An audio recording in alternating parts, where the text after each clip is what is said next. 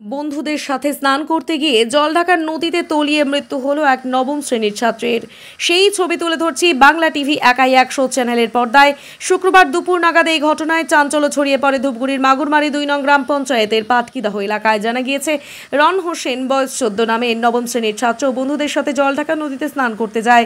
নদীতে নেমে কিছুক্ষণ স্নান করার পর তলিয়ে যায়।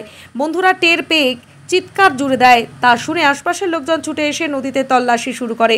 দীর্ঘক্ষণ পর তার দেহ খুঁজে পেয়ে তড়িঘড়ি ধূপগুড়ি গ্রামীণ হাসপাতালে নিয়ে আসলে কর্তব্যরত চিকিৎসক মৃত বলে ঘোষণা করে। ঘটনার খবর শুনে পুলিশ গিয়ে মৃতদেহ উদ্ধার করে। পুলিশ জানিয়েছে, মৃতদেহটি ময়নাতদন্তের জন্য জলপাইগুড়িতে পাঠানো হবে। মৃত ছাত্রের বাবা মহাবুল হোসেন বলেন, বন্ধুদের সাথে স্নান করতে গিয়ে ওই ঘটনা ঘটেছে। ব্যুরো রিপোর্ট, বাংলা টিভি একাই 100।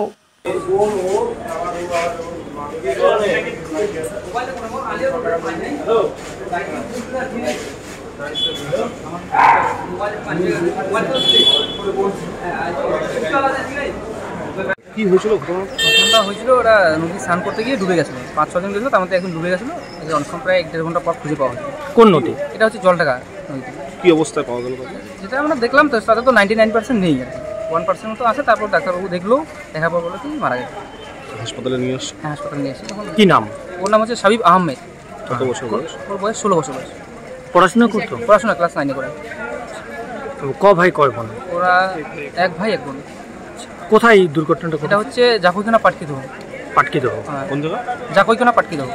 এখন তো আমরা হসপিটাল স্টাফের সাথে কথা বললাম, ওনারা থানায় ইনফরমেশন করবে। ওখান থেকে যোগাযোগ করার পর তারপরে নাকি ওরা যতটুকু বললো যে এটা পোস্টমর্টমের জন্য জলপাইগুড়িতে পাঠাবে।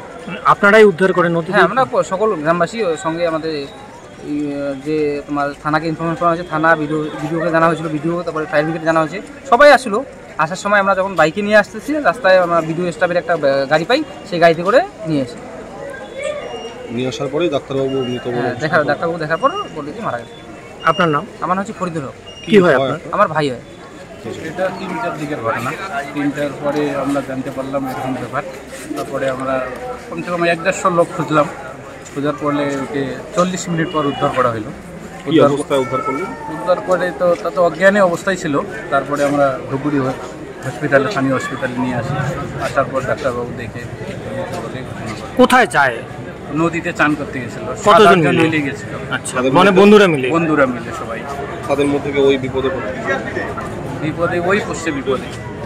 ওরা পরে বাকিগুলো তো সুস্থই ছিল, কোনো অসুবিধা নেই। এই বিপদে পড়ছে। কি হয় আপনার? আমার মামাতো ভাই হয়। আপনার নাম? Shafiqul Islam. Bureau report, Bangla TV একাই 100। হ্যাঁ।